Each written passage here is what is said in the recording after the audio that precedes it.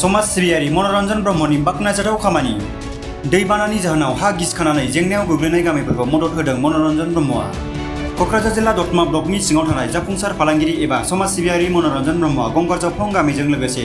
गुबुन गुबुन गामिनि हाफोरखौ लङा दैसाया खुरखानानै गोबां न'जों लोगोसे आबाद फोथारखौ खहा खालामनायखौ नुनानै अनसुंथाइ हरदों। बेजों लोगोसे सेरफांगुरि साखाथियाव थानाय हेल दैमानि खुरखानायजोंबो गुबुन गुबुन गामिफोराबो भुगिनांनायखौ नुनानै मनरन्जन ब्रह्मआ गावनि रां बाहायनानै रायजो राजाफोरखौ मदद खालामदों। मनरन्जन ब्रह्मनि अनसुंथाइ मोननानै रायजो राजाफोरा खौसेयै खामानि मावदों। बे समाव ओनसोलनि रायजो राजाफोरा मनरन्जन ब्रह्मनि अनसुंथाइ मोननानै खौरांनि गेजेरजों जोबोद गोजोननाय फोरमायदों।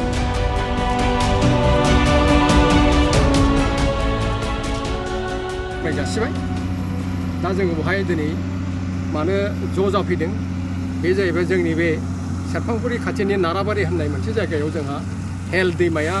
खुरनानै जोंनि ओरै खोलाहा थानाय खल'बारि कम्बिरगथु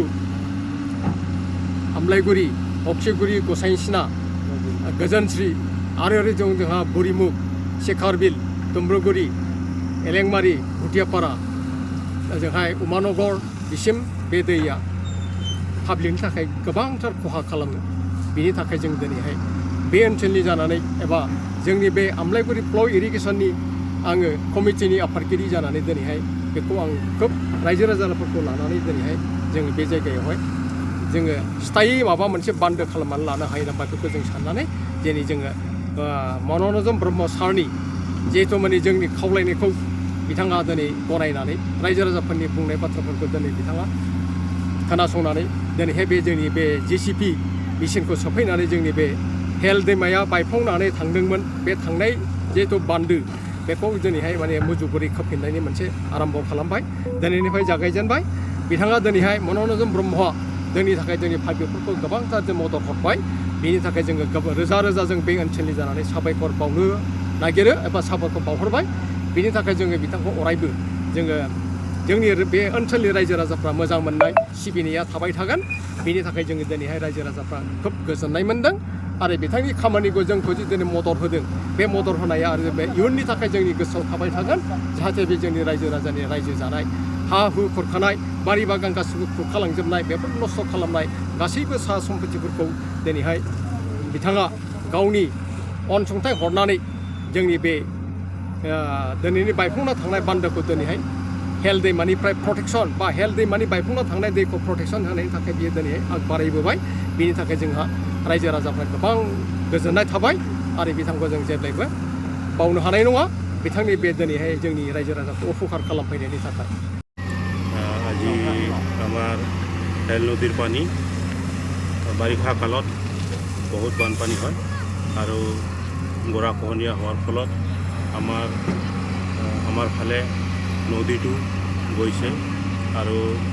বানপানী হ'লে বহুত পানী আমাৰ এইফালে যায় আৰু বহুত বানপানী হয় আৰু বানপানী দি আমাৰ বহুত ক্ষতিকাৰক হয়। খেতি মাটি নষ্ট হৈ যায়, চব বালি উঠি যায় আৰু এইফালে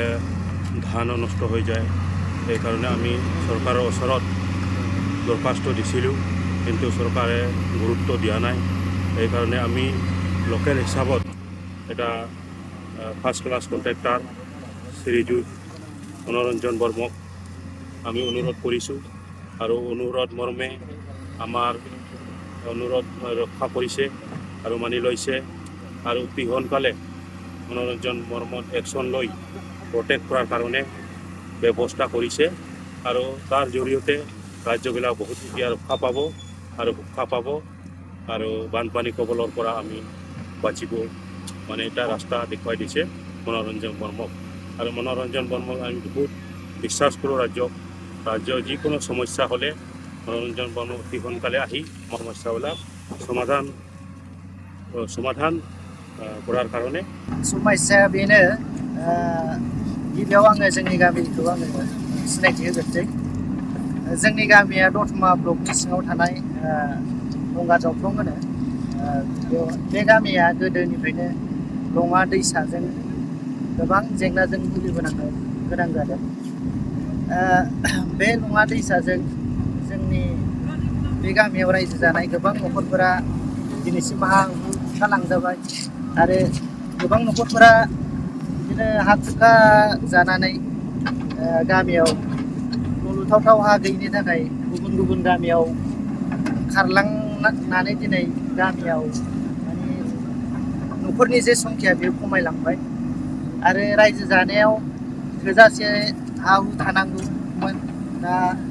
बे हा हुआबो न'आ खुरखालांजानानै खमायलांबाय आरो दायोसो नै जोङो मोनसे गिथाव बाथाव जेंना दिनैसिमबो जोबनानै थाङाखै नै एसेल' मिटारल' दंसै न'खरनै न'खरथाम आरो खारनांनो गोनां जाहां जानानै दंबावो दा बे समस्याखौनो लानानै जोङो जोंनि गामिनिफ्राय जोंनि जेंनाखौ फोरमायनो थाखाय जोङो बे जोंनि ओनसोलाव थानाय मानगोनां समाज सिबियारि मनरन्जन ब्रह्म सारनि खाथियाव जोङो जोंनि जेंनाखौ फोरमायहैदोंमोन जोंनि जेंनाखौ फोरमायनायाव साराबो जेबो अजद होआलासे जोंनि जेंनाखौ बुजिनानै सारा जोंनो जिसिबिनि गंसे मदद हरनानै आरो एसे बे खामानि मावनायाव साहा पानि रायजोनि साहा लोंनो थाखाय एसे राङारि मदद हरदों दा बेखिनि खामानिखौ जोङो जे सारा मावनानै होबाय बेनि थाखाय सारनिसिम रोजा रोजा साबायखर दा जोङो आसा खालामदों लङाया बोहैयोबा दान्दिसे जोङो जोंनि गामिया रैखाथि मोनथ'गोन नाथायबा बेखिनिजों जोंनि गामिया थोजासे फुल रैखाथि मोननाय नङा दा बेनिखायनो सरकारनि खाथियाव आर'ज जाहाथे जोंनि बे गामिखौ पारमानेन्टलि सेभ खालामनो थाखाय मोनसे सरकारा राहा लायो सरकारनिसिम गुरैयै आर'ज गाबनाय थाबाय दा सारा दिनै सरकारनि मानसि नङाब्लाबो जोंनि जे आर'ज गाबैनायाव जोंनि खोथाखौ खोनासंनानै खामानिखौ मावफैबाय सारनि थाखायबो माब्लाबानि समाव रायजोआरि हिसाबै जोंनि रायजोखौ जुदि मददनि थाखाय बुङोब्ला जोंबो सारनो मददखौ जोङो रायजोनिफ्राय जोङो होगोन बेखिनिखौनो आं मिथिनाय जाबाय नोंथांमोननि गामिजों लोगोसे दब्लायसे गामियाबो जेंना दैसाजों भुगिनांदों ओरैनोथ' लङाजों भुगिनांनाया जोंनि खाथियाव बे सारागुरि गामियाबो गोबां खुरखानानै बिदिनो माबा न'फोर खुरखानानै खारलांनांबाय आरो आबाद फोथारफ्रा नस्थ' जाबाय